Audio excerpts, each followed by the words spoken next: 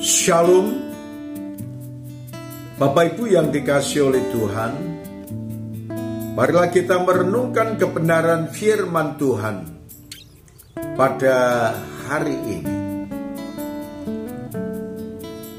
Persiapkanlah waktu Anda sejenak untuk merenungkan kebenaran firman Tuhan dengan pokok bahasan.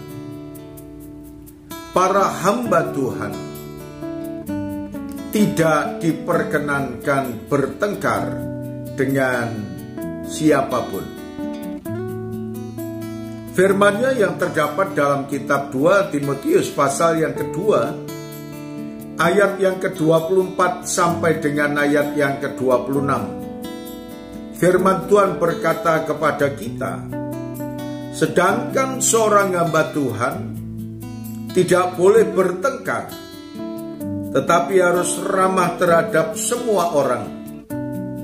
Dia harus cakap mengajar, sabar, dan dengan lemah lembut dapat menuntun orang yang suka melawan, sebab mungkin Tuhan memberikan kesempatan kepada mereka untuk bertobat dan memimpin mereka sehingga mereka mengenal kebenaran.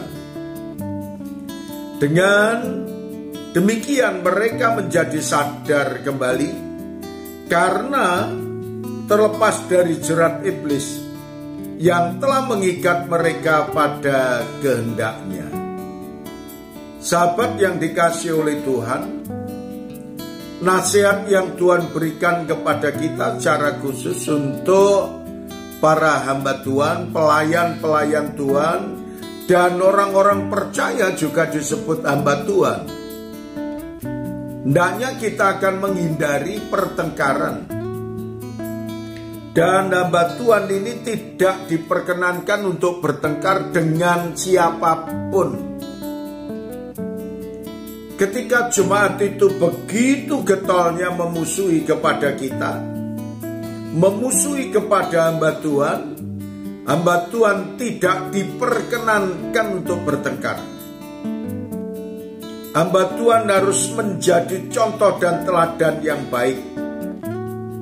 Dan bahkan hamba-hamba Tuhan harus tetap ramah terhadap semua orang, termasuk orang-orang yang memusuhi, termasuk orang yang tidak senang, termasuk orang-orang yang membenci kepada kita.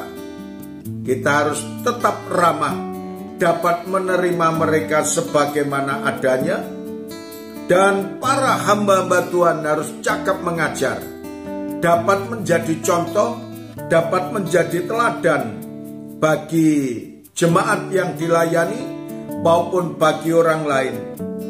Seorang hamba Tuhan harus sabar, tidak mudah marah, sehingga saudara dan saya mampu mengendalikan diri dengan baik. Seorang hamba Tuhan harus lemah lembut, tidak mudah tersinggung, sehingga kalau kita ini dapat menjadi contoh bagi orang lain dan kita sabar, kita dapat menuntun kepada orang lain melalui perilaku dan kehidupan yang kita lakukan. Sehingga orang lain akan melihat apa yang saudara dan saya lakukan. Dan disitulah saudara dan saya akan menjadi contoh dan teladan bagi mereka. Biarlah melalui perbuatan-perbuatan kita yang baik, perbuatan-perbuatan yang menyenangkan hati Tuhan, biarlah orang lain akan melihat dan orang lain akan meniru apa yang saudara dan saya lakukan dengan baik untuk kemuliaan Allah. Perilaku dan keteladanan akan berdampak kepada orang lain. Terima kasih Tuhan Yesus. Kami mengucap syukur atas kebenaran firman-Mu yang Tuhan berikan kepada kami melalui kebenaran firman ini.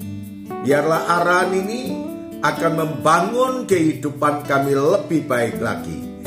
Terima kasih Bapa, di dalam nama Tuhan Yesus kami panjatkan doa kami ini. Amin.